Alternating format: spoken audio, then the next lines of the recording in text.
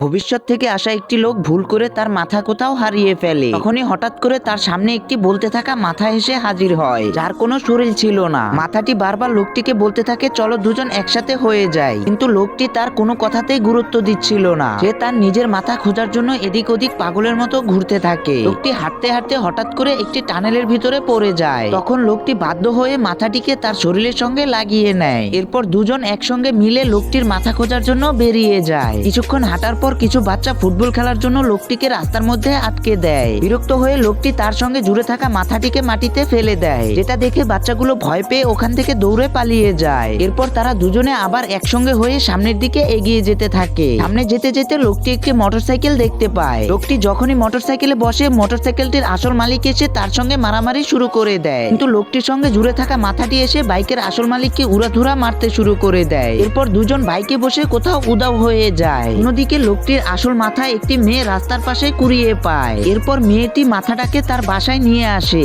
যখন মেয়েটি ওখান থেকে চলে যায়, তখন তার বাচ্চা ওই মাথাটির কাছে আসে। তখনই বাচ্চাটি মাথাটাকে খেলার জন্য হাতে নেয়। তখনই মাথাটি কথা বলে ওঠে। এ কারণে বাচ্চাটি অনেক ভয় পায় আর মাথাটিকে মাটিতে ফেলে দেয়। এরপর বাচ্চাটির মা এসে মাথাটিকে কিছুক্ষণ দেখে ভাবে এটাকে ডাস্টবিনে ফেলে দেওয়া দরকার। কিন্তু যখনই মেয়েটি রাস্তায় এসে পৌঁছায়, তখনই তার সামনে ওই লোকটি এসে হাজির হয়। পার্ট 2 দেখার জন্য সাবস্ক্রাইব করে রাখো।